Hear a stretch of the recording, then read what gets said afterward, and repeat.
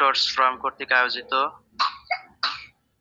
৫৯তম ক্লাসে সকলকে জানাই শুভেচ্ছা এবং অভিনন্দন। তো বরাবরের ন্যায় আজকেও আমরা আমাদের সুনামধন্য স্যারের একটি ক্লাস উপহার পেতে যাচ্ছি। এজন্য আমরা সকলেই আনন্দিত, যেহেতু আমাদের একটা সপ্তাহ গ্যাপ গেছে। তো আজকে আমরা আবার সেই স্যারের কথা শুনবো, স্যারের মূল্যবান ক্লাসটি আমরা উপভোগ করব। তো গত সপ্তাহের আগের সপ্তাহে যেটা ছিল আমাদের ৫৮তম ক্লাস, সেই ক্লাসে স্যার আলোচনা করেছিলেন একিউট ডিজিজ ও তার চিকিৎসা প্রথম পর্ব। সেই ধারাবাহিকতায় আজকে স্যার তার যে দীর্ঘ সাধনার ফসল হিসেবে প্রাথমিক যে বইটি, যেটায় হোমিওপ্যাথির সমস্ত বেসিক কথাবার্তা আছে, যেটা আমাদের হোমিওপ্যাথি পথের পাথেয় হবে, সেই বইটা হোমিওপ্যাথি শিক্ষানবিশ বেসিক টু অ্যাডভান্স এর পাণ্ডুলিপি থেকে স্যার আজকে আলোচনা করবেন একিউট ডিজিজ ও তার চিকিৎসা দ্বিতীয় পর্ব। তো আমি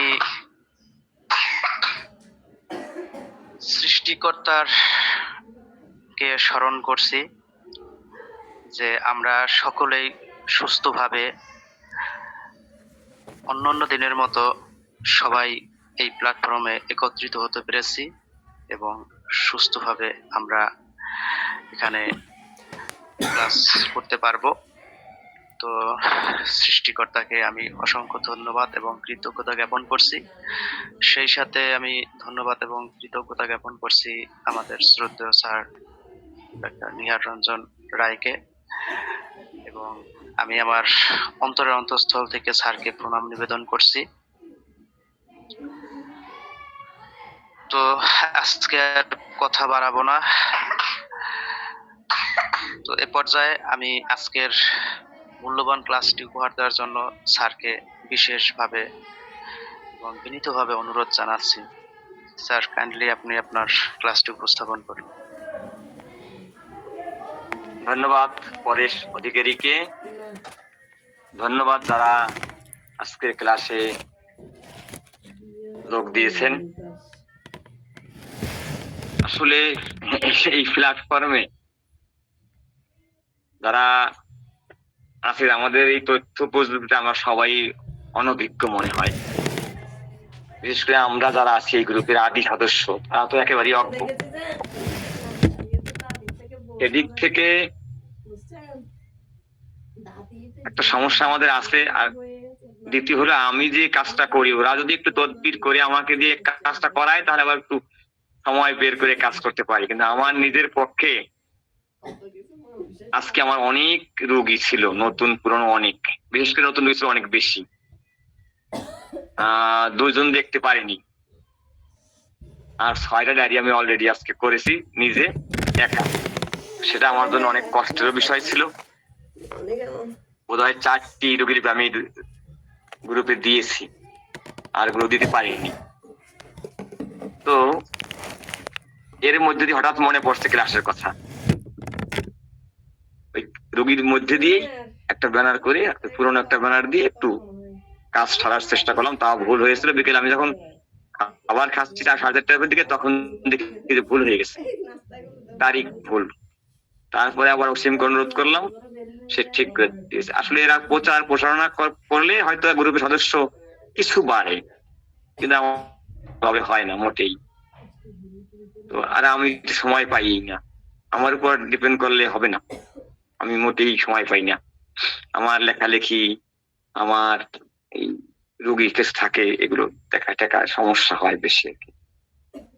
যাই হোক, আমরা গত ক্লাসে একিউট ডিজিজ ও তার চিকিৎসা শিরোনামে আমরা মোটামুটি একিউট ডিজিজের রোগীলিপি কিভাবে করতে হয়, এবং আমাদের কোন অ্যাফোরিজমে কি আছে একোয়েট ডিজিজ নিয়ে, এগুলো নিয়ে আমি আপনাদের সঙ্গে আলোচনা করেছিলাম। এরপরে একোয়েট ডিজিজ রোগীলিপি করার জন্য কোন কোন বিষয়ের উপর আলোকপাত করা উচিত সেগুলো। এরপরে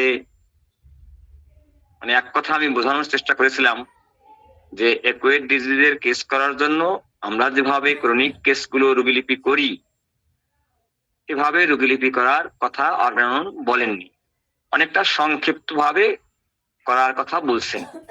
সেই জায়গাটায় আমি সংক্ষেপ একটা পয়েন্ট বলি। আমরা গত ক্লাসে আলোচনা করেছিলাম তরুণ রোগের চিকিৎসা করার জন্য আপনাকে হইতে হবে গোয়েন্দার মতো, মানে তাৎক্ষণিক ভাবে আপনাকে গোয়েন্দাগিরি করে একটা সংক্ষিপ্ত নোট নিতে হবে।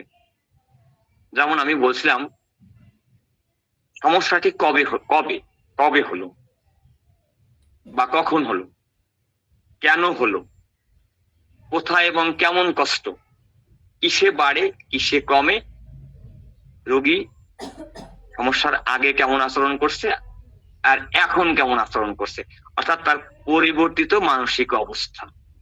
এই 5টি প্রশ্নের উত্তর আপনি যদি নিজেকে সঠিকভাবে দিতে পারেন তাহলে আপনি জানবেন যে একোয়েট কেসের রোগীলিপিটি আপনি সঠিকভাবে করতে পেরেছেন। সমস্যা আসছে, জ্বর হোক, পেটে ব্যথা হোক, পাতলা পায়খানা হোক বা আদার্স একোয়েট একটা কেস আসলে সময় জানতে হবে, কখন, কবে থেকে, কখন থেকে, কেন, কি কারণে, সেটা কারণ বলবে। মাটি কাটছি, গা ব্যথা করে, অথবা আজকে পরিশ্রম করছে এটা, অথবা ফুড পয়জনিং খাবার দাবার খেয়ে এটা, ইত্যাদি ইত্যাদি। এটা কজেশন যেটাকে আমরা বলি সেটা সে বলবে। তারপরে তার কষ্টটা কেমন, যদি পেটে ব্যথা হয় সে একভাবে তার অনুভূতি প্রকাশ করবে, অবস্থানটা সে বলবে যে এখানে ব্যথা করে বা এখানে ব্যথা করে বা এখানে সমস্যা বা মাথা ব্যথা এখানে করে, এভাবে সেটা লোকেশন ইন্ডিকেট করবে এবং তার একটা সেন্সেশন সে বলবে, তার কষ্টটা অনুভূতিটা সে বলবে। আরেকটা হচ্ছে এই সমস্যাটা কিসে বাড়ে কিসে কমে, আর সমস্যার আগে থেকে বর্তমান সময় পর্যন্ত তার পরিবর্তিত মানসিক অবস্থাটা আমরা জানতে পারলেই হয়ে যায়। তাহলে সময়টা জানবো, কারণটা জানবো, অবস্থানটা জানবো, কজেশন যেটা অবস্থান ও অনুভূতিটা জানবো, রাগ বৃদ্ধি আর পরিবর্তিত মানসিক অবস্থা জানবো। এই সংক্ষিপ্ত নোট নিয়ে আমরা একোয়েট রোগের রোগীলিপি করতে পারি। আমরা আগের দিন এর ব্যাখ্যাও করেছিলাম। এরপরে তরুণ রোগের চিকিৎসা, ঔষধ নির্বাচনে ও চিকিৎসা কিভাবে করতে হয় সেটি নিয়েও আমি একটু আপনাদের ধারণা দিয়েছিলাম। প্রাথমিক পদ্ধতিতে গেলে কেমন ধরনের শক্তি ব্যবহার করা উচিত, 30-200 মানে মধ্য শক্তি ওষুধ ব্যবহার করা উচিত, এবং সহজতমিক গেলে 1 থেকে 3-4 পর্যন্ত ব্যবহার করতে পারি আমরা। এরপরে ঔষধ কিভাবে প্রয়োগ করবেন, কখন বন্ধ করবেন। আমরা বলছিলাম সেদিন যে কাজ শুরু করলেই, ভালো লাগার অনুভূতি শুরু হলেই একোয়েট রোগে ঔষধ পুনঃপ্রয়োগ করা যাবে না। আর যখনই তার মধ্যে একটা ভালো লাগার অনুভূতি কাজ করবে তখন তাকে আর ওষুধ দেওয়া যাবে না। একই শক্তির ওষুধ দ্বিতীয় মাত্রায় দেওয়া ঠিক না। কখনো কখনো সহজতম ওষুধ ব্যবহার করলে পরিবর্তিত মাত্রায় দেওয়া যায়। তারপরে একোয়েট ক্ষেত্রে একেবারে পরিষ্কার নির্দেশনা আছে আমাদের গুরুজির, মহাত্মা হ্যানিম্যানের, যে একোয়েট কেসে পরিষ্কার ঔষধ দেওয়া যাবে না। তবে আমাদের ওষুধ কাজ শুরু করলে কোনোভাবেই ওষুধ থেকে আমাদের বিরত থাকতে হবে। এটা হলো একোয়েট কেসের একটা বিশেষ দিক। আর বলছিলাম আমি গত ক্লাসে, এখানে ডাক্তার কেন্টের কিছু পরামর্শ ছিল যে উচ্চ শক্তি ব্যবহার করা, বলছে যে খুব মানে জীবনী শক্তি যেহেতু থাকে উত্তেজিত, একে শান্ত করতে উচ্চ শক্তির ঔষধ যেমন 200 বা 1M বা 10M ব্যবহার করা উচিত। আমাকে আমি একটা উদাহরণ দিই। আমার একটা কেসে আমি ব্রাউনিয়া একজন রোগীকে 1M প্রেসক্রাইব করি। আমাদের এক কলেজ টিচার, তার ছেলের জ্বরের ক্ষেত্রে আমি ব্রাউনিয়া প্রেসক্রাইব করি। তো ওনার কাছে ওষুধ তো নেই, উনি সাধারণ শিক্ষক, সহকারী অধ্যাপক বাংলার। তো ওনার ওষুধ নেই, আমাকে বলছে আমি এখানে একজন ডাক্তার আছে মঙ্গল চন্দ্র, মানে মহেন্দ্রনাথ বাবু নামে এক ডাক্তার আছেন, ওনার কাছে গেলে ওষুধটা পাওয়া যেতে পারে। তো ওনার কাছে গেছে ওষুধ আনার জন্য। বলছে কি ব্রাউনিয়া 1M আছে কিনা, বলছে আছে। হ্যাঁ, ব্রাউনিয়া অনেক কি 1M কি করবেন? তো বলছে যে ছেলেটার জ্বর, অ্যান্টিবায়োটিক খাওয়ালাম কয়েকদিন, উন্নতি হচ্ছে না, নিয়ার তাকে বলছি, সে আমাকে বলছে ব্রাউনিয়া 1M 3টা ডোজ নিতে। এখন 1 ডোজ খেতে বলছে, আর 3 ঘন্টা পরে আর 1 ডোজ খেতে বলছে। এই সব ডাক্তার এগুলো তো বদ্ধ পাগল, উন্মাদ। ব্রাউনিয়া 1M দেবেন না স্যার, এগুলা স্যার নেবেন না আপনি। তা আমি কিন্তু আমার সঙ্গে কথা বলেই ঢুকছে ঘরের মধ্যে, আমার মন ফোন কাটে নাই। তো উনি আমাকে দেখে তো ফোন কাটে নাই, আমি কিছু বলতেছি, আমি শুনতেছি কথাগুলো। তো হঠাৎ করে আমাকে আবার উনি কথা বলছে আমার সাথে, বলছে যে ওষুধ ব্রাউনিয়া 1M দিতে চাচ্ছে না উনি, আর এটা দেওয়া ঠিক হবে না। আমি বলছি কেন দেওয়া ঠিক হবে না? বলছে না না, এই রোগীর কেন ব্রাউনিয়া 1M দেয়, ব্রাউনিয়া 6 দিতে হবে। এসব ডাক্তার, নতুন ডাক্তার তো এরা দেশটা একেবারে খেয়ে ফেললো, এরা উন্মাদ, আমাকে বলছে উন্মাদ। শেষে আমি বলছি কি ওনাকে বলেন আপনি হলো মহা উন্মাদ। আমি উন্মাদগিরি করি পড়াশোনা করে, আর উনি উন্মাদগিরি করে না, উনি মহা উন্মাদ হচ্ছে পড়াশোনা না করে। পরে উনি ওষুধ ওনার থেকে নেয়, আমাকে বলছে আমি কলেজে যাবো, আমি কলেজে যাবো, কলেজে আসলে ওষুধ নিয়ে আসবো। আমি 3টা পাউডার 3টা পিল দিয়ে করে দিছি। খাওয়ার 3 থেকে 4 ঘন্টা পরে ঘাম দিয়ে জ্বর পড়ে গেছে, রাতে পাতলা পায়খানা 2-3 বার, 1টা ডোজেই জ্বরটা কমে গেছে। পরের দিন উনি ডাক্তার সাহেবকে বলছে যে কি হলো ব্যাপারটা। দেখেন, আমি বললাম, উদাহরণ দিলাম, কেন্ট কিন্তু পরিষ্কার বলছে এখানে, কেন্টের মূল মন্ত্র হচ্ছে উচ্চ শক্তির ঔষধ, বিশেষ করে জীবনী শক্তি খুব উত্তেজিত অবস্থা থাকে যেহেতু, এ কারণে শান্ত করার জন্য হাই পোটেন্সি ব্যবহার করা উচিত। এবং কেন্ট বলছে 200, 1M, 10M এর মতো ওষুধ ব্যবহার করা উচিত। এবং আপনারা যদি মার্গারেট লুসি টাইলার, অর্থাৎ কেন্টের প্রিয় ছাত্রী, তার বইটা দেখেন, আপনারা এমএল টাইলারের মেটেরিয়ালটা দেখেন, তাহলে আপনারা দেখবেন তিনি সিএম পর্যন্ত ইউজ করছেন। এবং বর্তমান সময়ে আমরা যাকে নাম শুনি সেগাল মেথড, এই যে মাইন্ড টেকনিক, আমাদের ডাক্তার ML সেগাল, ভারতের বিখ্যাত ডাক্তার ML সেগাল মহোদয়ও কিন্তু জ্বরের ক্ষেত্রে সিএম প্রয়োগ করছেন। এই যে বিষয়গুলো, তাহলে আর একটা বলছে অবস্থা অনুসারে ঘন ঘন প্রয়োগ করতে বলছে। তবে যদি ক্রনিক রোগী হয় সেক্ষেত্রে কেন্টকে সতর্কতার কথা বলছে। তো কেন্ট এটাও বলছে যে রোগীর জন্মবৃত্তান্ত না দেখে কেবল বর্তমান কষ্ট, রাজবৃদ্ধি, মানসিক অবস্থা দেখে ঔষধ নির্বাচন করতে হবে। ওই যেমন কবে, কখন, তারপরে 5টা প্রশ্ন মনে রাখতে হবে। কবে, কখন, কোথায়, কেমন কষ্ট, কিসে বাড়ে কমে রাজবৃদ্ধি যেটা, আর রোগীর পরিবর্তিত মানসিক অবস্থা। এই কথাগুলো মনে রাখলেই একুয়েট কেসে আপনি ভালো ঔষধ নির্বাচন করতে পারবেন। এখানে আমি কেন্টের কথা বলছিলাম, কেন্টের পরামর্শ, আমি গত ক্লাসে রাজন সংকলনের পরামর্শ, আমি বিতল গাছের পরামর্শ, বিতল গাছের একটা গুরুত্বপূর্ণ কথা বলছিলাম সেদিন, আপনারা কেউ মনে রাখতে পারছেন আমি জানি না, যদি রেখে থাকেন কাজে লাগবে সেটি। বিতল গাছ একুয়েট কেসে পরিষ্কার বলছে জ্বরকে স্বাগত জানান এবং স্বাস্থ্যের স্তর বুঝুন। ডাক্তার বিতলকাস তরুণ রোগকে ইমিউন সিস্টেমের যুদ্ধ হিসাবে দেখেন। তিনি যে পরামর্শ দিয়েছেন সেগুলো অত্যন্ত বিজ্ঞানসম্মত। যেমন চাপা দেওয়া নিষেধ, স্বাস্থ্যের স্তর বা লেভেল অফ হেলথ বিবেচনায় রেখে ঔষধের শক্তি নির্বাচন করার কথা বলছেন।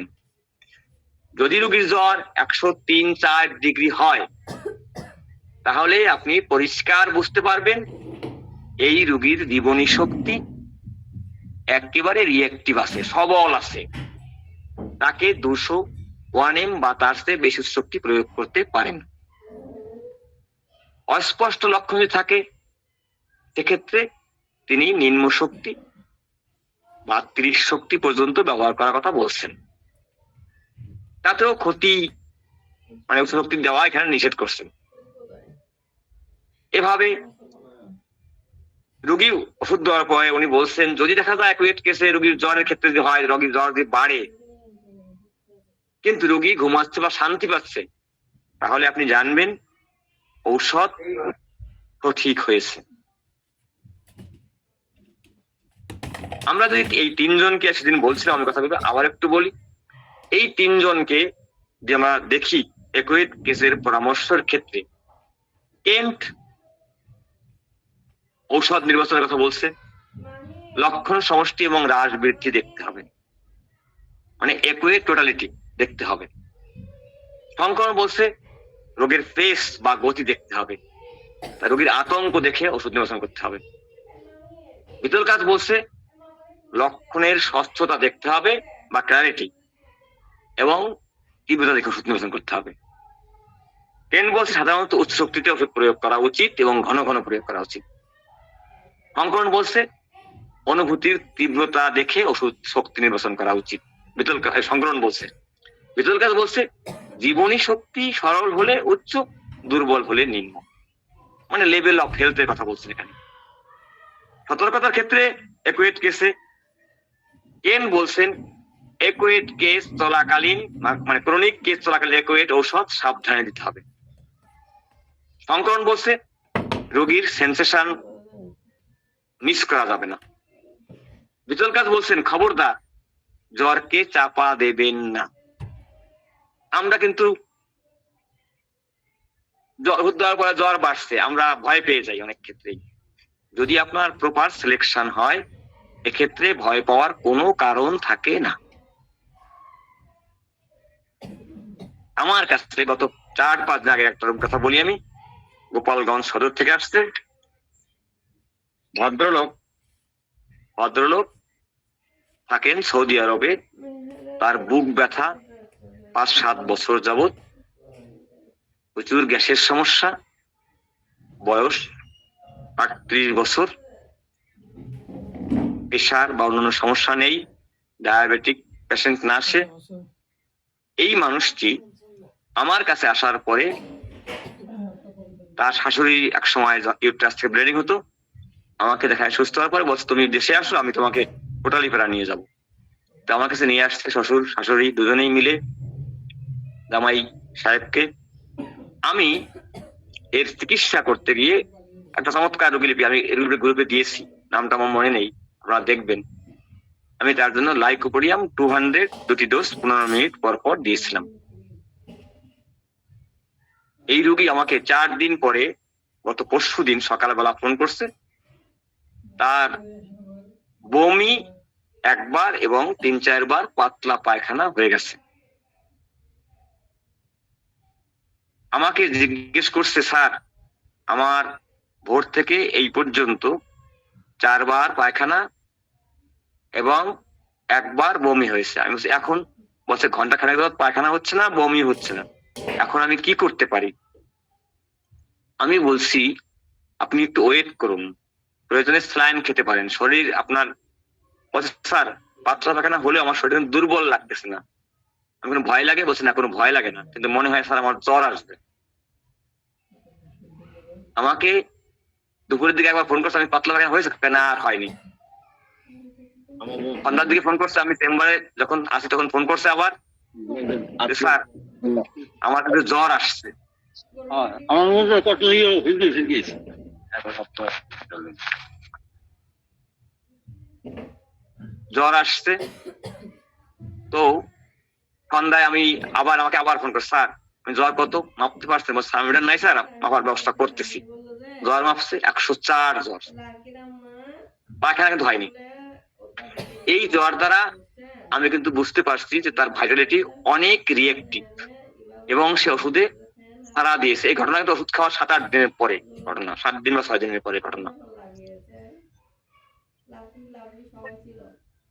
হ্যালো, কে আপনি? কে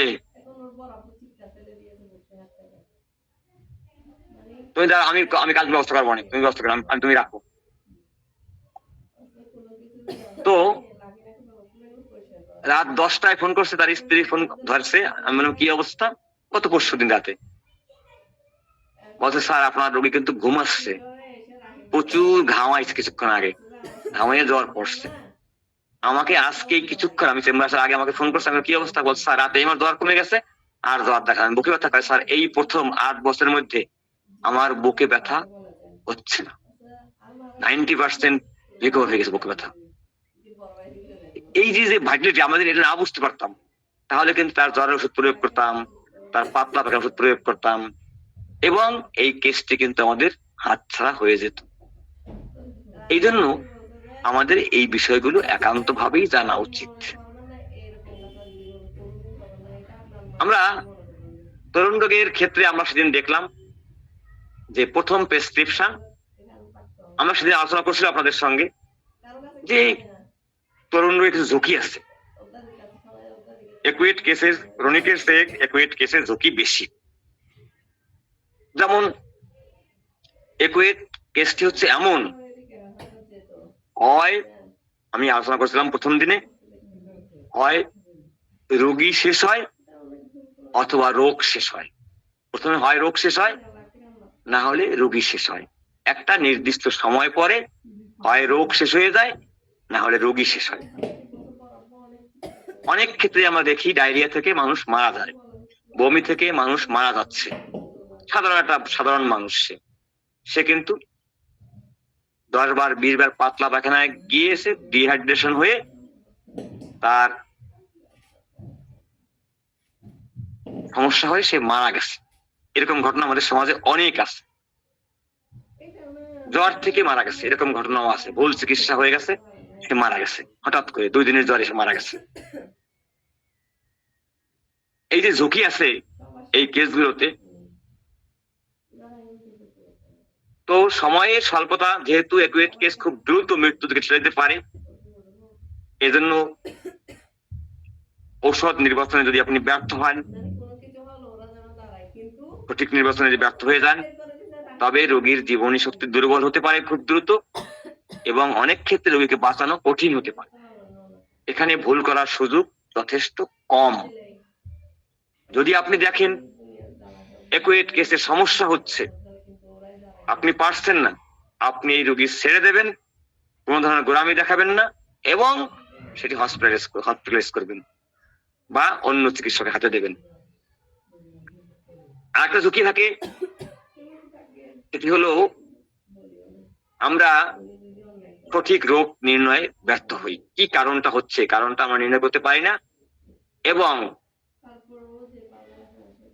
কখনো জরুরি প্রয়োজন হতে পারে, একটা অবস্ট্রাকশন হয়ে গেছে পেটে, পারফিউম হয়েছে, মানে পেটে নাড়িতে প্যাচ পড়ে গেছে, আমরা ব্যথার ওষুধ দিয়ে চলছি, এক্ষেত্রে জরুরি সার্জারির প্রয়োজন হতে পারে।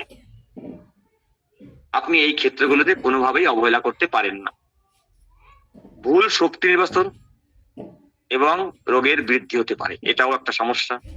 অনেক সময় আপনার ভুল চিকিৎসার কারণে বা ঘন ঘন ওষুধ পরিবর্তনের কারণে এই রোগটি সাপ্রেসড হয়ে যেতে পারে, এটিও একটি সমস্যা।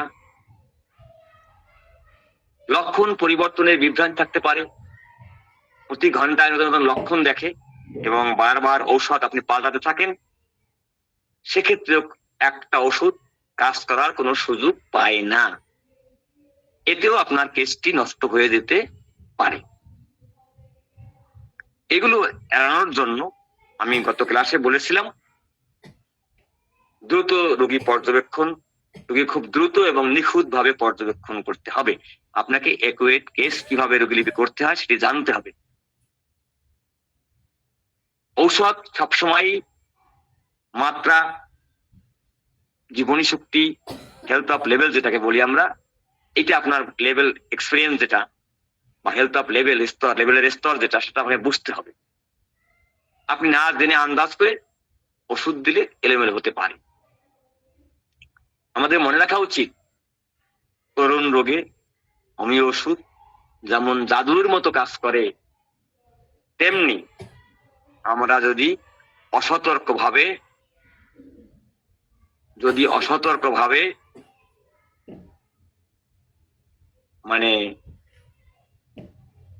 অদক্ষ ভাবে অ্যাকুরেট কেসের প্রেসক্রিপশন করি, তাহলে বিপদ ডেকে আনতে পারে। তাই আমাদের মনে রাখা উচিত এই জায়গাটায় চিকিৎসকের জ্ঞান এবং উপস্থিত বুদ্ধি ক্ষেত্রে অত্যন্ত শানিত হওয়া প্রয়োজন। আমরা গত ক্লাসে আলোচনা করলাম কিভাবে রোগীলিপি করতে হয়, সেটা আজকে আর পুনরাবৃত্তি করতে চাই না, সংক্ষিপ্ত আলোচনা করলাম এখানে একটু। এবারে আমরা বিভিন্ন মনীষীদের কথা বললাম, সেটাও আমরা নিলাম। আমরা ঔষধ নির্বাচন কিভাবে কথা, সেটাও একটু আলোচনা করেছিলাম গত ক্লাসে। আজকে আমরা দেখাবো যে ফার্স্ট প্রেসক্রিপশন আলোচনা করলাম, এখন আমরা সেকেন্ড ওষুধ দিলেন আপনি। এখানে আমরা বলছিলাম গত ক্লাসে, আপনাদের মনে আছে কিনা আমি জানি না, এখানে আপনার ধাপগুলো অ্যাকুরেট কেস যখন নেবেন ছোট্ট করে সংক্ষিপ্ত নোট করবেন, এবং অ্যাকুরেট একটা টোটালিটি তৈরি করতে হবে, অর্থাৎ আমরা যেটাকে বলি টোটালিটি অফ সিমটম, এটা অ্যাকুরেট ক্ষেত্রেও করতে হবে। তারপরে অদৃশ্য ঔষধ বা সিমিলাম ওষুধ আপনাকে নির্বাচন করতে হবে। তারপরে শক্তি পটেন্সিটি, সিলেকশন অফ পটেন্সি, যেটা শক্তি নির্বাচন করতে হবে। তারপরে কি মাত্রায় দেবেন, কয়টা ডোজ দেবেন, সেটা আপনাকে তৈরি করতে হবে।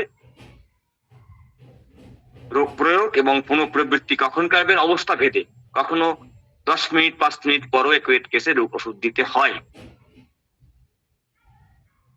যদি খুব তীব্র হয়। আবার কখনো মাঝারি মানের সমস্যা হলে সেখানে 1-2 ঘন্টা পর দিতে পারেন। তারপরে পথ্য আনুষঙ্গিক ব্যবস্থা, এটিও আপনার জ্ঞান থাকতে হবে। সেখানে আমাদের হ্যানিম্যান বলছেন রোগীকে বিশ্রামে থাকতে বলেন, রোগী যা খেতে চাইবে তা কম বেশি তাকে দিন, তবে লঘু প্রকৃতির খাবার দেওয়াই উচিত। খাবার খেতে চায় না, জোর করে খাওয়াবেন না। অনেক মায়েরা বলে স্যার ছেলেটা আজকে 3 দিন কিছু খায় না, সে খেতে চায় না, তাকে জোর করে খাওয়ানো ঠিক না। এরপরে বলছে স্টপ অর্ডার, আপনাকে রোগীকে বলে দিতে হবে, আপনি লিখে দেবেন যে মুহূর্তে আপনি একটু আরাম বোধ করবেন, বা ঘাম দেবে, বা পাতলা পায়খানা হবে, বা আপনার সব মিলেয়া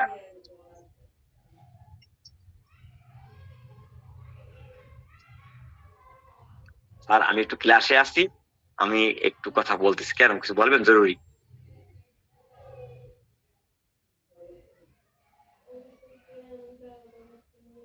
আমরা তাকে বলে দেবো যে আপনার ভালো লাগলে, আমরা যেটাকে বলি মেন্টাল চেয়ারফুলনেস, একটা মানসিক উন্নতি হলে আমরা কিন্তু কোনোভাবেই অ্যাকুরেট কেসে ওষুধ খেতে বলবো না। আপনি জ্বর দিয়েছেন 3 ঘন্টা পর 3 বার খাওয়া বসে ডাক্তার বেশ ভালো লাগছে, মনে হয় জ্বরটা ছেড়ে যাবে, ওকে থেমে যাবেন। পাতলা পায়খানা হচ্ছে বারবার করে, ওষুধ প্রয়োগ করছেন 15 মিনিট পর পরে, রোগী প্রস্রাব হচ্ছে না, শুধু পাতলা পায়খানা হয়ে যাচ্ছে, রোগীকে জিজ্ঞেস করলেন পায়খানা হচ্ছে কত সময় আগে পায়খানা হয়েছে আপনি জানলেন? রোগী বললো যে স্যার পায়খানা আগে হয়েছে আধা ঘন্টা পর, এবারে কিন্তু 1.5 ঘন্টা পায়খানা যাচ্ছি না। এই 1.5 ঘন্টার মধ্যে তো আপনি স্যালাইন খেয়েছেন, আপনার কি আলাদা প্রস্রাব হয়েছে? রোগী বললেন, হ্যাঁ স্যার, এই প্রথম এই 8 বার বা 7 বার পাতলা পায়খানা হয়েছে, কিন্তু কখনো প্রস্রাব আর পায়খানা গেলে প্রস্রাব হচ্ছে, কিন্তু এই 1.5 ঘন্টায় আমার একবার আলাদা প্রস্রাব হয়েছে। কেমন লাগে? ভালো লাগতেছে। ঔষধ স্টপ।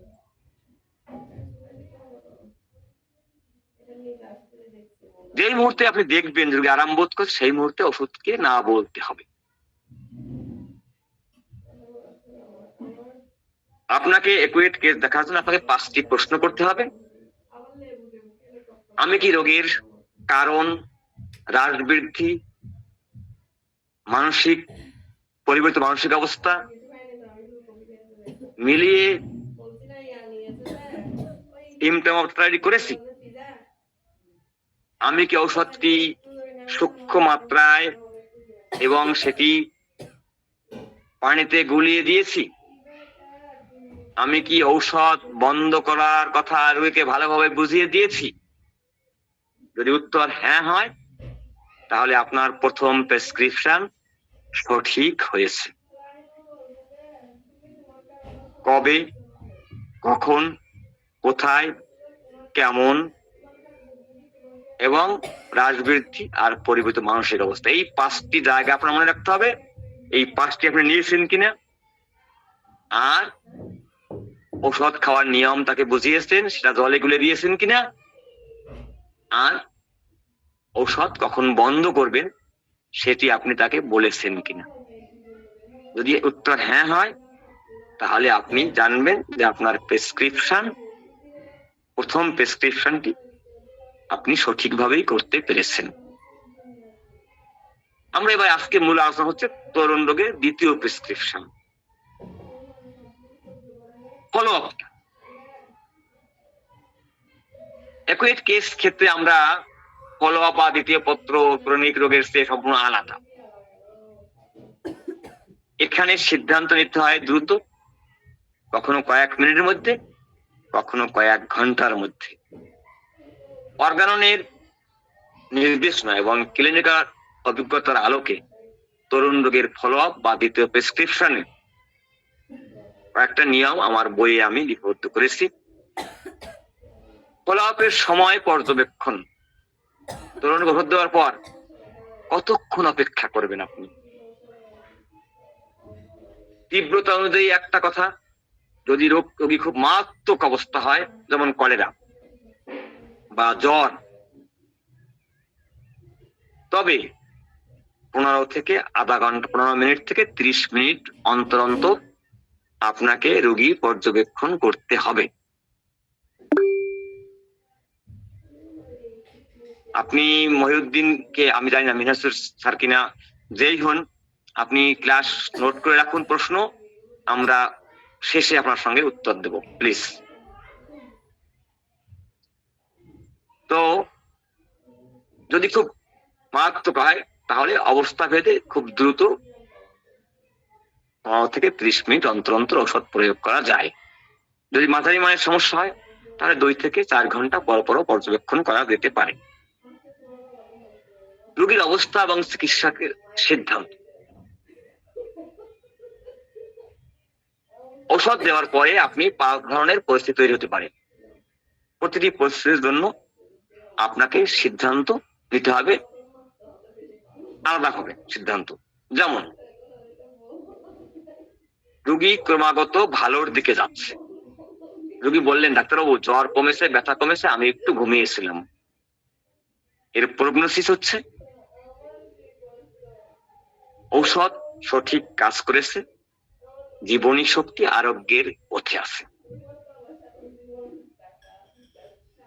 করণীয় এমন কোন ঔষধ দেবেন না। ঔষধ রোগীকে খেতে বন্ধ করে দিন,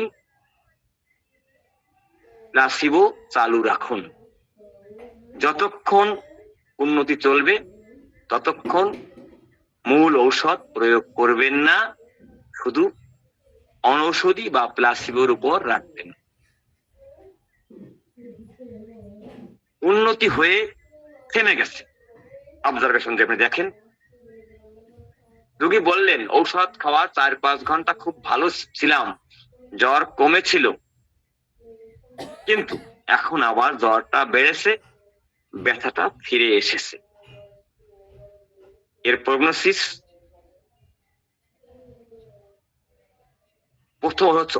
প্রথম ওষুধটি সঠিক ছিল, কিন্তু তার কার্যকারিতা বা মেয়াদ শেষ হয়ে গেছে, এখনো তার রোগ নির্মূল হয়নি। করণীয় পুনরাবৃত্তি। ঠিক একই ঔষধ একই শক্তিতে আবার দিন।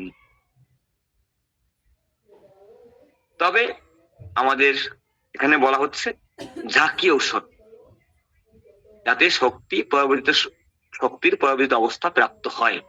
ঝাঁকি দিয়ে পানিতে গুলিয়ে এক্ষেত্রে প্রয়োগ করা উচিত। এগুলো একটু বিতর্ক আছে, সেটা আমি পরবর্তী সময় বলবো। লক্ষণ পরিবর্তন বা নতুন চিত্র। একটা দেখলাম রোগী ভালো দিকে যাচ্ছে, আর একটা দেখলাম উন্নতি থেমে গেছে, লক্ষণের পরিবর্তন ঘটছে। রোগী বললেন আমার জ্বর কমেছে ঠিকই, কিন্তু প্রচন্ড কাশি শুরু হয়েছে এবং বুকে ব্যথা করছে। এর অর্থ শুরুতে রোগীর এখন একটা লক্ষণ ছিল, পরবর্তীতে ব্রাউনিয়ার মতো লক্ষণ আপনি দেখতে পাচ্ছেন। উদাহরণ দিয়ে বলা গেল, অর্থাৎ রোগের রূপ বদলেছে, আগের ঔষধের কাজ শেষ, এখন নতুন ঔষধ নির্বাচন করা প্রয়োজন। আপনি কি করবেন? ঔষধ পরিবর্তন করতে হবে, আপনাকে এখানে রেমেডি চেঞ্জ করতে হবে। বর্তমানের যে লক্ষণ আপনার থাকবে, সেই লক্ষণ নিয়ে আপনি নতুন ঔষধ প্রয়োগ করবেন। অ্যাকুরেট কেসে কোনো ধরনের পরিবর্তন নেই। ঔষধ দেওয়ার 4 থেকে 6 ঘন্টা পার হয়ে গেছে, রোগীর মাথা ব্যথা, জ্বর, মানসিক অবস্থা বিন্দু মাত্র পরিবর্তন হয়নি।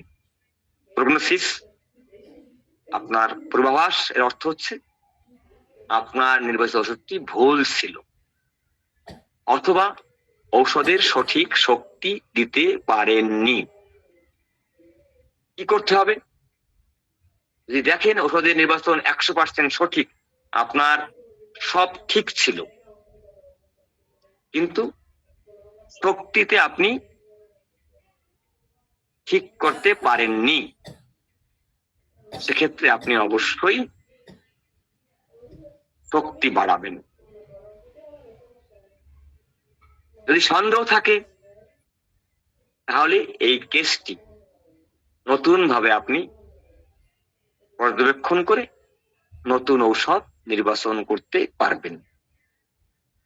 অবস্থা যদি খারাপের দিকে হয়, ঔষধ অ্যাকুরেট কেস ওষুধ দিয়েছেন আপনি, অবস্থা খারাপ হচ্ছে, রোগীর অবস্থা আরো দুর্বল হয়ে পড়ছে, তার কষ্ট বাড়ছে, নতুন নতুন কিছু খারাপ লক্ষণ দেখা দিচ্ছে, এর অর্থ অবস্থা বিপজ্জনক, ঔষধ ভুল হয়েছে, রোগের যে গতি সেটাকে রোধ করা যায়নি, বরং তার স্বাভাবিক গতিতে সে বেড়েই চলছে। করণীয়, ঔষধ বন্ধ করতে হবে, দ্রুত কেসটাকে আপনি রিটেক করতে পারেন, বা আপনি কেসটাকে পুনরায় দেখে সঠিক ঔষধ দিতে পারেন, চেষ্টা করবেন সঠিক ওষুধ দেওয়ার জন্য। প্রয়োজনে আপনি এই রোগীকে ছেড়ে তাকে ভালো কোনো চিকিৎসকের হাতে অথবা হসপিটালে পরামর্শ দেবেন। যদি আপনার ভুল সিদ্ধান্ত হয়ে থাকে, রোগীর অবস্থা উত্তরোত্তর খারাপের দিকে যেয়ে থাকে, আপনি কোনোভাবেই ঝুঁকি নিতে পারেন না।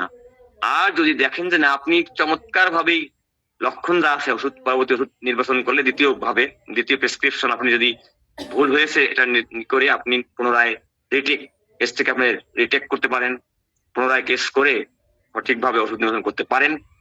সেটা ঝুঁকি মনে করলে আপনি অবশ্যই কেসটি ছেড়ে দেবেন, এবং আপনার উচিত সেটিকে ভালো চিকিৎসকের হাতে দেওয়া অথবা রোগীকে ভালো পরামর্শ প্রদান করা। তরুণ রোগে হোমিওপ্যাথিক অ্যাগ্রাভেশন বা বৃদ্ধি ঘটে, অনেক ক্ষেত্রে আমরা দেখি।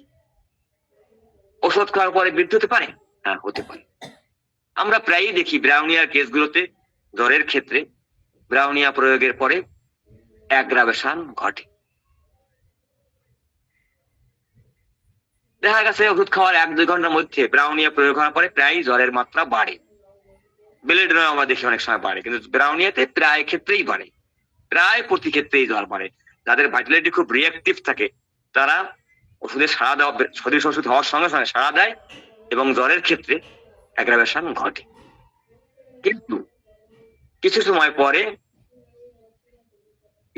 পরে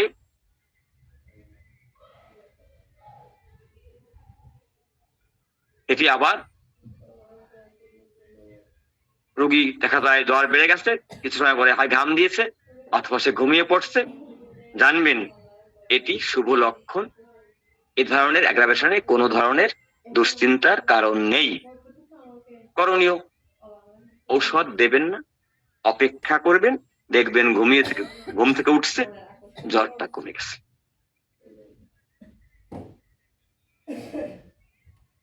আমরা যদি এই 5টা পয়েন্ট আলোচনা করলাম, রোগীর অবস্থা উন্নতি হচ্ছে, অপেক্ষা করুন। উন্নতি থেমে গেছে, একই ঔষধ রিপিট করুন অথবা শক্তি পরিবর্তন করুন। লক্ষণ বদলে গেছে, নতুন ঔষধ দিন। কোনো কাজ হয়নি, কেসটি রিটেক করুন অথবা ঔষধ পরিবর্তন করুন। এই এতটুকু আলোচনার পরে ফলো আপে গিয়ে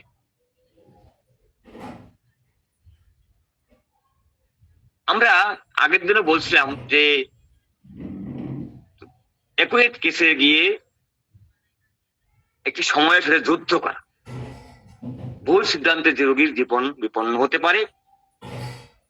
তাই অর্গান এবং অভিজ্ঞতার আলাদা তরুণ রোগীর চিকিৎসায় কিছু বিশেষ সতর্কতার কথা আমি আগেও বলেছি, আজকে একটু আলোচনা করি। রোগ নির্ণয় বা ডায়াগনোসিসে সতর্কতা থাকতে, আপনার সতর্ক হতে হবে। পেট ব্যথা হচ্ছে, পেট ব্যথা হলে ঔষধ দেবেন।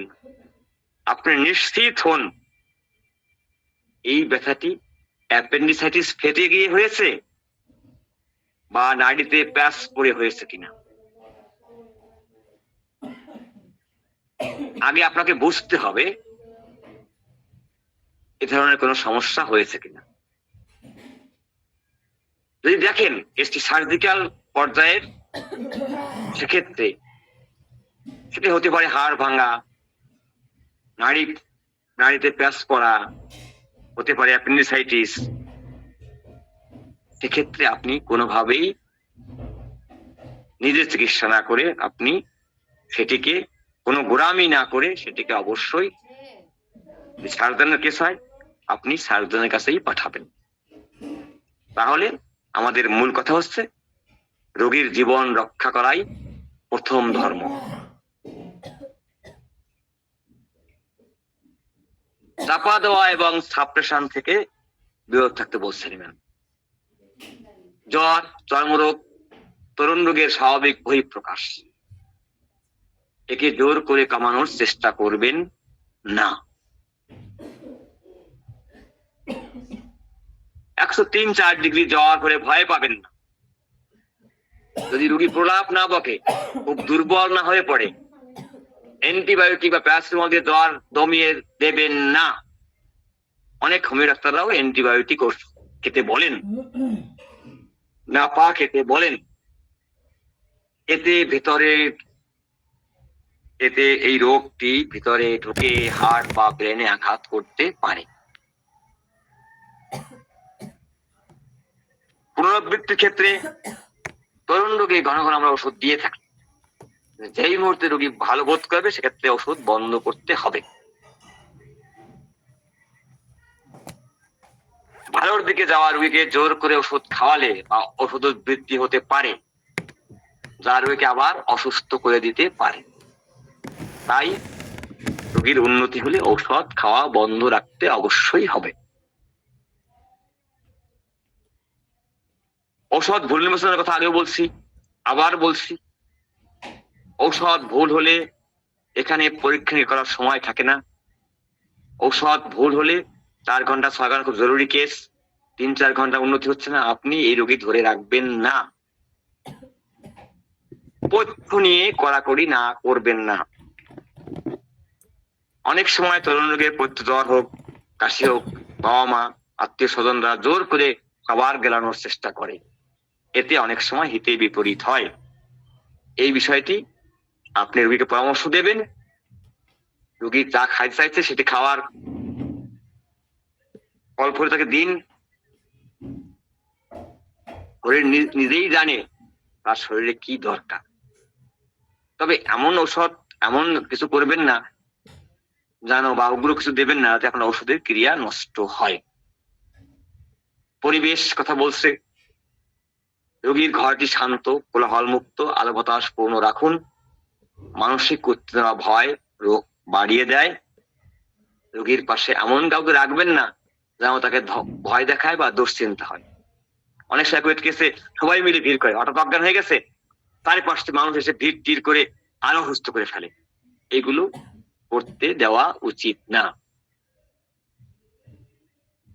এরপরে যদি দেখেন রোগীর জীবনী শক্তি, হার্ট দুর্বল, প্যাথোলজি খুব গভীর, হুট করে তাকে উচ্চ শক্তি কখনোই আমরা প্রয়োগ যেন না করি। অনেক সময় দুর্বল জীবনী শক্তিতে হাইপোটেনসি প্রয়োগ করলে এতে বিপরীত হতে পারে। আমি শেষ কথা বলি, তরুণ রোগের আপনারা যখন চিকিৎসা করবেন, আমার অনুরোধ, চিকিৎসকের চোখ হতে হবে বাজ পাখির মতো তীক্ষ্ণ, সিদ্ধান্ত হতে হবে বিদ্যুতের মতো দ্রুত, হাত হতে হবে মায়ের মতো কোমল। দ্রুত সিদ্ধান্ত নিন, দেরি করবেন না। রেফার করতে শিখুন, নিজের সীমানা জানুন, অপেক্ষা করতে শিখুন। ঔষধ কাজ শুরু করলে ঔষধ বন্ধ রাখতে শিখুন। আমি এরপরে একটা একুয়েট রোগীলিপি আমার করা আপনাদের সঙ্গে শেয়ার করছি। আমি একুয়েট রোগের রোগীলিপি করার কৌশল এবং চিকিৎসার আমি আমার আলোচনা থেকে অর্গানের আলোকে যে নির্দেশনা দেখিয়েছি তার আলোকে আমার নিজস্ব কয়েকটি কেস, আমার বই আমি 4টি কেস উল্লেখ করেছি। আজকে আপনাদের সঙ্গে আমি একটি কেস কথা বলবো। আমি উদাহরণ দিই 4টি কেসের, আমার বইয়ে আমি 4টি কেস এখানে লিখছি। আমি আমার নিজস্ব কয়েকটি কেস আপনাদের জ্ঞাতার্থে তুলে ধরলাম। আশা করি এই বিষয়ে আপনাদের একটা স্বচ্ছ ধারণা হবে। রোগীর নাম মোহাম্মদ রফিক আহমেদ, বয়স 35 বছর, সময় সকাল 10টা। রোগীর বক্তব্য, ডাক্তারবাবু, কাল অফিস থেকে ফেরার সময় হঠাৎ বৃষ্টিতে ভিজেছিলাম। বাসায় ফিরে গা মুছছিলাম ঠিকই, কিন্তু রাত 2টার দিকে হঠাৎ শীত করে জ্বর আসে। এখন শরীরটা জ্বরে পুড়ে যাচ্ছে। বর্তমানে জ্বর 103 ডিগ্রি। আমার প্রশ্ন, আমি লিখছি এখানে রোগীর বক্তব্য এবং আমার প্রশ্ন। আমার প্রশ্ন, আপনার ঠিক কি কি কষ্ট হচ্ছে? কতক্ষণ জানলাম জ্বরে বৃষ্টিতে ভিজছে, আপনার ঠিক কি কষ্ট হচ্ছে? রোগী, সারা শরীরে, বিশেষ করে হাড়ে আর মাংসপেশিতে মনে হচ্ছে কেউ লাঠি দিয়ে পিটিয়েছে, এমন কামড়ানি ব্যথা। ব্যথায় আমি এক জায়গায় স্থির হয়ে শুয়ে থাকতে পারছি না। প্রশ্ন, শুয়ে থাকলে কেমন লাগে? রোগী, হ্যাঁ, শুয়ে থাকলে বা চুপ করে থাকলে শরীর যেন জমে যায়, ব্যথা বাড়ে। তাই আমি বিছানায় এপাশ ওপাশ করছি, একটু নড়াচড়া করলে বা উঠে হাঁটলে ব্যথাটা একটু কম মনে হয়। প্রশ্ন, পিপাসা কেমন? রোগী, জিভ শুকিয়ে যাচ্ছে, কিন্তু একবারে বেশি পানি খেতে পারছি না, একটু পর পর চুমুক দিয়ে পানি খাচ্ছি। ডাক্তারবাবু, আমার জিভের ডগাটা জ্বলে যাচ্ছে। মনের অবস্থা কেমন?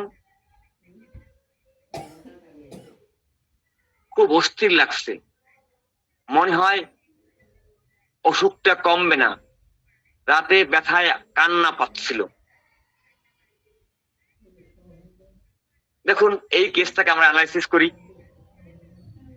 এই যে রোগীর ভাষ্য থেকে আমরা অর্গানের নিয়ম অনুযায়ী নিচের গুরুত্বপূর্ণ পয়েন্টগুলো নোট করলাম। উত্তেজক কারণ: বৃষ্টিতে ভেজা, ঠান্ডা লাগা। অনুভূতি: শরীরে থেতলানো বা কামড়ানো ব্যথা। রাশ বৃদ্ধি: বিশ্রামে বা চুপচাপ শুয়ে থাকলে তার বৃদ্ধি হয় এবং রাতে বৃদ্ধি হয়। উপশম: নড়াচড়ায় বা হাঁটলে। শারীরিক লক্ষণ: অল্প পিপাসা, অস্থিরতা। পর্যবেক্ষণ: চিকিৎসকের আমার পর্যবেক্ষণে আমি দেখা গেল রোগীর জিভের ডগায় একটি লাল ত্রিভুজাকৃতির দাগ দেখা যাচ্ছে। রেপার্টরিকরণের ক্ষেত্রে আমরা এক্ষেত্রে আসলাম। এই লক্ষণগুলিকে আমরা রেপার্টরি বা রুব্রিকের রূপান্তর করে দেখি। পজিশন বা কারণ: বৃষ্টিতে ভেজা। আমরা রুব্রিক নিতে পারি: জেনারেটিস, ওয়েট গেটিং অ্যাগ্রাভেশন। সম্ভাব্য ওষুধ: রাস্টক্স, ডাল কামড়া, ক্যালক্রিয়াকার। অনুভূতিতে আসছে ব্যথা, কামড়ানি। Extremities: pain, icing, রাস্টক্স, arnica, ইউপেটেরিয়াম। উপশম: জেনারেটিস, মোশন, অ্যামেল, রাস্টক্স, পালসিডিলা, লাইকোপোডিয়াম। বৃদ্ধি: বিশ্রামে বৃদ্ধি, জেনারেটিস, রেস্ট অ্যাগ্রাভেশন, রাস্টক্স, রডোড্রেন। মন: অস্থিরতা, mild restless physical, রাস্টক্স, aconite, arsenic. জিভ: লাল ডগা। মাউথ ডিসকালেশন, টং রেড, টিপ ট্রায়াঙ্গুলার। ওষুধ একটা, রাস্টক্স। ঔষধ নির্বাচনের কৌশল: রেপার্টরি করার পর আমাদের হাতে তিনটি প্রধান ওষুধ এসেছে: রাস্টক্স, ব্রাউনিয়া, ডাল কামড়া। এখন আমরা ঔষধ তিনটির পার্থক্য করব। কেন আমরা এগুলিকে ব্রাউনিয়া দিতে পারবো না? কারণ ব্রাউনিয়ার ব্যথা নড়াচড়ায় বাড়ে, চুপ থাকলে কমে। আমাদের রোগীর ব্যথা নড়াচড়ায় কমে, তাই ব্রাউনিয়া বাদ। কেন ডাল কামড়া দিতে পারবো না? ডাল কামড়া বৃষ্টিতে ভেজার পর জন্য খুব ভালো ঔষধ, কিন্তু ডাল কামড়া রোগীদের মধ্যে এত তীব্র শারীরিক অস্থিরতা থাকে না, এবং জিহ্বায় লাল ত্রিভুজাকার বিষয়ও ডাল কামড়ায় থাকে না। এক্ষেত্রে ডাল কামড়াও বাদ। কেন রাস্টক্স দিতে হবে? কারণ বৃষ্টিতে ভেজা মিলেছে, রাশ বৃদ্ধি বহু মিলেছে, অস্থিরতায় মিলেছে, কিনোট জিহ্বায় লাল ত্রিভুজ, এটি একটা রাস্টক্সের একেবারেই কিনোট, মানে একটা মাত্র মেডিসিন। এক্ষেত্রে রাস্টক্স একেবারে নিশ্চিত লক্ষণ। চূড়ান্ত সিদ্ধান্ত: রোগীর জন্য রাস্টক্স নির্বাচন করা হলো। প্রেসক্রিপশন নির্দেশনা: আমরা অর্গানের নীতি অনুসারে রোগীর জন্য প্রথম প্রেসক্রিপশন রাস্টক্স 200 একটি পিল দিয়ে গ্লোভিউসে দিয়ে হাফ গ্লাস পানিতে গুলিয়ে দিলাম। তাকে বলা একটা আমরা পুড়িয়ে করে দিছি, বলছি যে আপনি 1 গ্লাস জলে গুলিয়ে প্রত্যেকবার খাওয়ার আগে একটু ভালো করে নাড়িয়ে সেখান থেকে 1 চামচ করে 2 ঘন্টা পর পর খাবেন। আমি ঝাঁকি দেইনি এক্ষেত্রে। আমি সাধারণত অনেক ক্ষেত্রেই করি, কুয়েট কেসে ঢালাঢালি করতে বলি, 3 বার বা 4 বার উপর থেকে ঢালতে বলি, নিচে ঢালতে বলি। এটুকু যেটুকু হয় তাতেই শক্তিকৃত হয় কিছুটা। আমার পরামর্শে দেই, বলছি যে খেতে থাকবেন, ব্যথা কম বোধ করলে, আরাম লাগলে আপনি সঙ্গে সঙ্গে ওষুধ বন্ধ করবেন।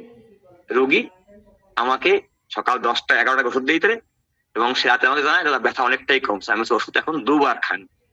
পরের দিন বিকেলে বলছে দাদা ব্যথা কমে গেছে, ওষুধ খাওয়া বন্ধ রাখেন। এই একটি কেস। আমি আরেকটি কেস আপনাদের সঙ্গে শেয়ার করি একটু। এটা আমার বইয়ের সম্ভব, এই কেসগুলো আমি আমার লিপিবদ্ধ করছি আমার বইয়ে। কেস নং 2। এক্ষেত্রে রোগী ছোট, 2 বছর বয়স। রোগীর মায়ের ভাষ্য এবং শিশুর আচরণ থেকে ওষুধ নির্বাচন। রোগীর নাম আদনান হাসান, বয়স 2 বছর। সমস্যা জ্বর ও পেটের সমস্যা। মায়ের বক্তব্য, ডাক্তারবাবু গতকাল দুপুর থেকে বাচ্চার শরীর খুব গরম, জ্বর 102 ডিগ্রি, কিন্তু জ্বরের চেয়ে বড় সমস্যা হলো ওর মেজাজ, ও সারাক্ষণ ঘ্যান ঘ্যান করে কাঁদছেই। প্রশ্ন, কান্না থামছে না কেন, ও কি চায়? মা, সেটাই বুঝতে পারছি না। ও হাত দিয়ে ইশারা করে পুতুল চায়, সেই পুতুলটা দেই, সেটা ছুঁড়ে ফেলে, পানি চায়, দিলে গ্লাস ফেলে দেয়, যা চায় কোনো কিছুতেই শান্ত হচ্ছে না। আমরা বলি ক্যাপ্রিসিয়াসনেস যেটা। প্রশ্ন, ওকে শান্ত করার কোনো উপায় নেই? উপায় একটাই, যদি ওর বাবা ওকে কোলে নিয়ে জোর করে হাঁটাচলা করি, মানে যদি যদি আমি বা ওর বাবা ওকে কোলে নিয়ে জোর করে হাঁটাচলা করি, তবেই কেবল চুপ থাকে। কোলে নিয়ে বসে থাকলেও কাঁদবে, কিন্তু হাঁটলে কিছুটা চুপ থাকে। আমার পর্যবেক্ষণে দেখলাম শিশুটি মায়ের কোলে খুব রাগী চোখে তাকিয়ে আছে। শিশুটি এক গালের রং লাল, অন্য গালের রং ফ্যাকাশে, কপালে গরম ঘাম বের হচ্ছে। ঘামে হাত দিলাম, ঘামটা গরম। মা বললেন, ডাক্তারবাবু ওর পায়খানাটা একদম সবুজ রঙের, খুব দুর্গন্ধযুক্ত হচ্ছে, মনে হয় পেট ব্যথায় মাঝে মাঝে কুকড়ে যাচ্ছে। কারণ অনুসন্ধান আমি জানতে পারলাম শিশুটির দাঁত উঠতেছে। কেস বিশ্লেষণ এবং লক্ষণ গ্রহণ, এই কেসটিতে আমরা অর্গান এবং কেন্টের নির্দেশনা অনুযায়ী নিচের লক্ষণগুলো পেলাম। উত্তেজক কারণ ডেন্টেশন, দাঁত ওঠার একটা কারণ। মানসিক লক্ষণ প্রচন্ড খিটখিটে মেজাজ ও রাগ, কোনো যে সন্তুষ্ট না, যা চায় পরক্ষণে ছুড়ে দেয়। রাজবৃত্তি, স্পর্শ করে তার দিকে তাকালে। উপশম, কোলে নিয়ে ঘুরলে, মানে ক্যারিক্ট বিং আমরা বলি এটাকে। অদ্ভুত লক্ষণ, এক গাল লাল, অন্য গাল ফ্যাকাশে। শারীরিক লক্ষণ সবুজ এবং দুর্গন্ধযুক্ত পায়খানা। আমরা রেপার্টিকরণ করি এখানে। মনের অবস্থা খিটখিটে রাগী, তাহলে মাইন্ড অ্যাঙ্গার ভায়োলেন্ট। ওষুধ অনেক, মন ছুড়ে ফেলা স্বভাব, capriciousness, reject things for which he has asked.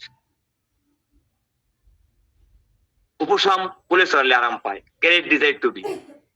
মুখমন্ডল অদ্ভুত রং, face description red one side. এখান থেকে আমরা দেখি কারণ দাঁত ওঠা, টিথ ডেন্টেশন, পায়খানা সবুজ, স্টুল গ্রিন লাইক চক স্প্রিংস। এই লক্ষণগুলোতে আমরা দেখি এখানে দুটি ওষুধের মধ্যে লড়াই হচ্ছে, সিনা এবং ক্যামোমিলা। কেন সিনা দেওয়া যাবে না? সিনার বাচ্চা কোলে উঠতে চায়, কিন্তু সিনা কেউ তাকে কাঁধে ফেলে দোলাক। সিনার পেটে কৃমির দোষ থাকে, তারা সব সময় নাক খোটে বা ঘষে। এই বাচ্চার নাক খোটা নেই, সিনায় এক গাল লাল, অন্য গাল ফ্যাকাশেও নেই।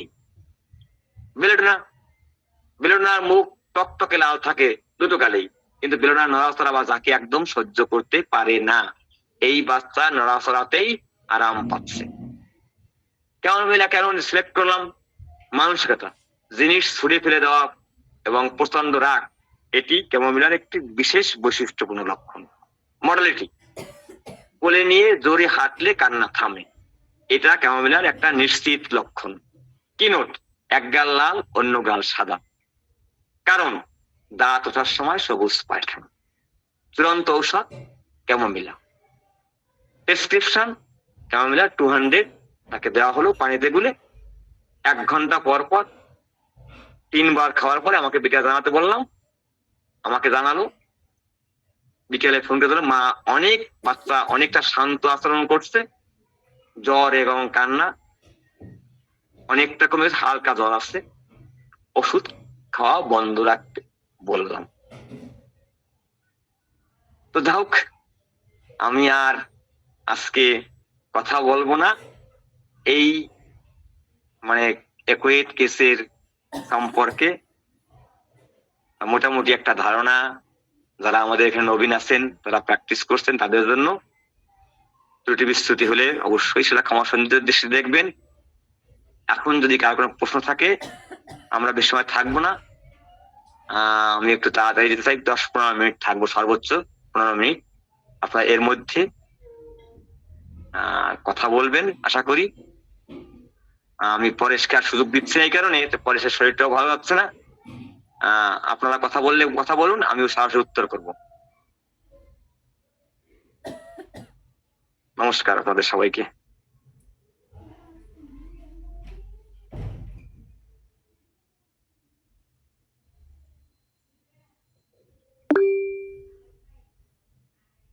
হ্যাঁ বলুন অমর স্যার, আপনি বলুন আপনার কি প্রশ্ন বা কি কথা। স্যার, ধন্যবাদ আপনাকে। অত্যন্ত সুন্দর আজকে ইকুইটির দ্বিতীয় পর্ব আলোচনা করেছেন। বিশেষ করে আপনি যে আলোচনার মাঝে সুন্দরভাবে রোগীলিপি কেসটিকিং তুলে ধরেছেন, এতে করে আমরা আরো সহজে আপনার এই বিষয়গুলোকে অনুধাবন করতে পারছি। সেজন্য আপনাকে ধন্যবাদ। আমি যেটা নিয়ে বলতে চাচ্ছি যে আপনি যে আলোচনার ভিতরে একটা রোগীর কথা বলতে গিয়ে বলছেন চিকিৎসায় কি রোগী জানে চিকিৎসা করতে গিয়ে তার আরেকটি জ্বর আক্রান্ত হয়েছে। এরকম অনেক সময় দেখা যায় যে মেডিসিন গুলো দেওয়ার পরে বিভিন্ন রোগ দেখা দেয়। এখন আমরা কিভাবে বুঝতে পারবো যে এই ওষুধের পরিপ্রেক্ষিতে তার এই রোগগুলো উন্নতির জন্য বা তার দেহের ভিতরে যে ইয়া ছিল, চাপা ছিল, সেই রোগটি মূলত তার আরোগ্যের পথের জন্য ভালোর দিকেই হয়েছে। এই বিষয়টা যদি আরেকটু ক্লিয়ার করতেন স্যার, মনে হয় ভালো হইতো।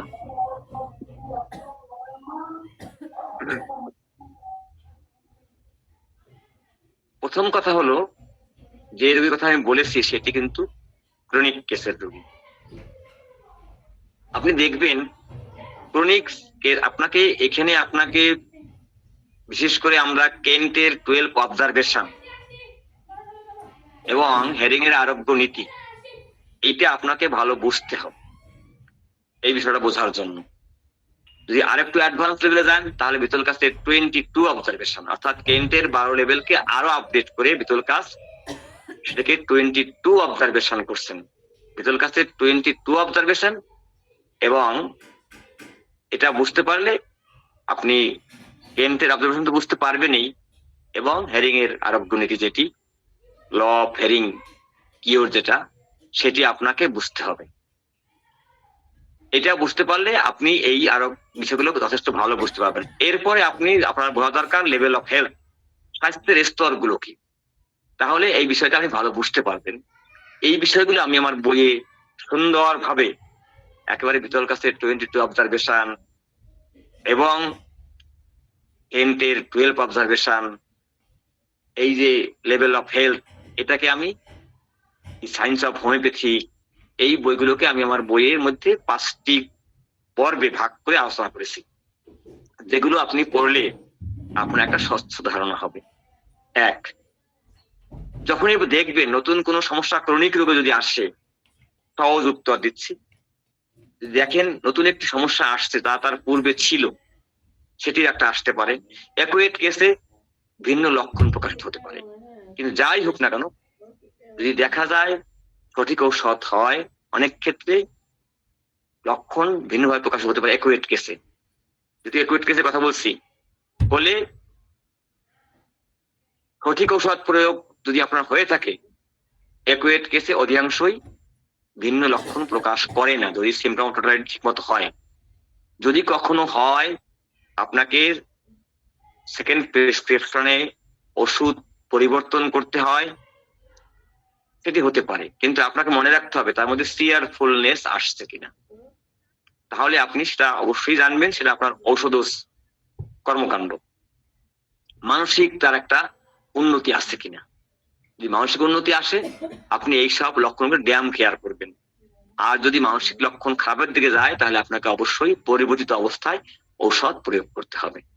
ক্রনিক ক্ষেত্রে যদি নতুন নতুন লক্ষণ আসে বা এই ধরনের জ্বর বা এই ধরনের বিষয় আসে, রোগী কিন্তু বলবে যে আমার মেন্টালি একটা প্রফুল্লতা ফিরে আসছে, আমার পাতলা পায়খানা হচ্ছে, আমার জ্বর হচ্ছে, কিন্তু আমার মানসিক অবস্থাটা খুব চাঙ্গা, আমার ভালো লাগতেছে।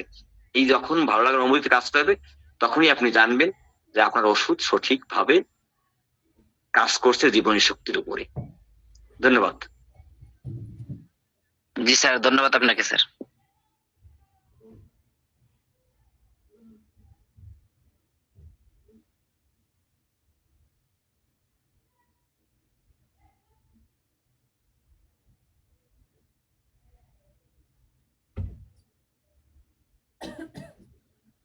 হ্যাঁ, নমস্কার দাদা।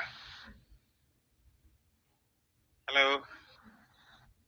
হ্যাঁ বলুন দাদা, বলুন। ভালো আছেন? হ্যাঁ আসি। আচ্ছা। আজকের আলোচনাটা প্রতিদিনের আলোচনাই ভালো হয়, ভালো লাগে, এবং আজকের আলোচনাটা বেশ ভালো লেগেছে, এবং এতটা মানে কি বলবো, খোলামেলা, এবং আলোচনা খুব কমই হয়। অনেকে আলোচনার খাতিরে মানে কি বলে, শুধু বক্তব্যের খাতিরে বক্তব্য দেন, আলোচনার খাতিরে আলোচনা করেন, কিন্তু এতটা সুন্দর করে কিন্তু বুঝিয়ে বলেন না। এর পেছনে কারণ হিসেবে আমার কাছে মনে হয় যিনি বলেন তিনি নিজেই ভালো করে বোঝেন না। তো আপনার বলাগুলো এত সুন্দর, যা মানে যদি কেউ মন দিয়ে শোনে এবং নিয়মিত পড়াশোনা করে, আমার মনে হয় সে ভালো কিছু হতে পারবে, এটা আমার বিশ্বাস। ধন্যবাদ দাদা আপনাকে।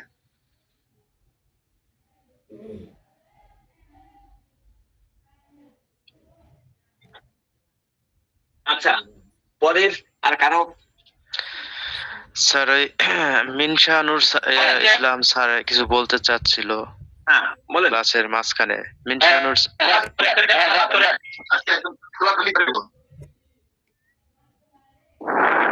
বোধহয় নেই।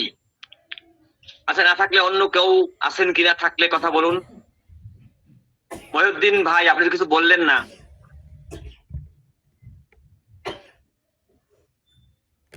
ডাক্তার মহিউদ্দিন, চট্টগ্রাম। স্যার আমাকে শোনা যায়? মহিউদ্দিন ভাই কিছু বললেন না।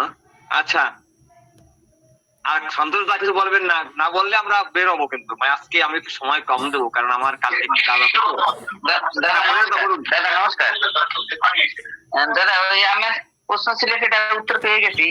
আর আজকের আলোচনা অনেক সুন্দর হয়েছে, এবং সুন্দর বলতে অনেক সুন্দর। আমি কিছু লিখছি। আর দাদা ওই এই যে আজকের যে ক্লাসটা, সেটা ওই যে মেসেঞ্জারের ক্লাসটা, এই লিঙ্ক যেটা দেওয়া যায় না, তাহলে তো অনেকে আজকে আমি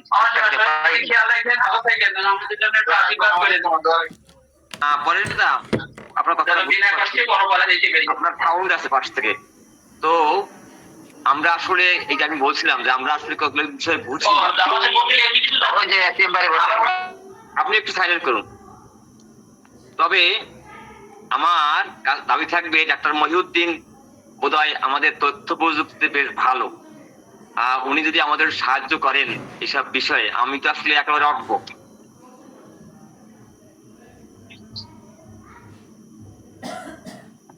আমি তো আসলে একদম অজ্ঞ এ ব্যাপারে। তো এইটু মোবাইল চালাতে পারি, একটু ল্যাপটপ চালাতে পারি, এইটুকুই। আমি এর বাইরে তেমন কিছু পারি না। তথ্য প্রযুক্তিতে আমি খুব দুর্বল। তো আচ্ছা, যা হোক, আমরা চেষ্টা করবো পরবর্তীতে। আমি যে সময় দিতে পারি না, আমার এই বই নিয়ে আমি খুব ব্যস্ত আছি। আমার আপনি আমাকে, মহিউদ্দিন স্যার, আপনি আমাদেরকে সহায়তা করবেন কিভাবে কি করা যায়, সেটা করে আপনি আমাদের পরামর্শ দেবেন। আমি আপনাকে এই গ্রুপে আমরা প্রয়োজন আপনাকে অ্যাডমিন করে দেবো। আপনি এটা নিয়ন্ত্রণ করবেন কতগুলো বিষয়, আমরা ভালো বুঝি না এই জায়গাগুলো। তো আপনি কথা বলুন, আপনি একটু কথা বলুন, আমরা শুনি। আপনি কথা বলুন। হ্যালো। এখন তো মনে হয় স্যার উনি রেকর্ডিং করতেছে, হয়তো কথা নাও বলতে পারে। সেই হিসেবে এখন তো রেকর্ড হয়ে গেছেন, এখন তো রেকর্ডের প্রশ্ন নেই। আমরা তথ্য প্রযুক্তি খুব দুর্বল। আমাদের যারা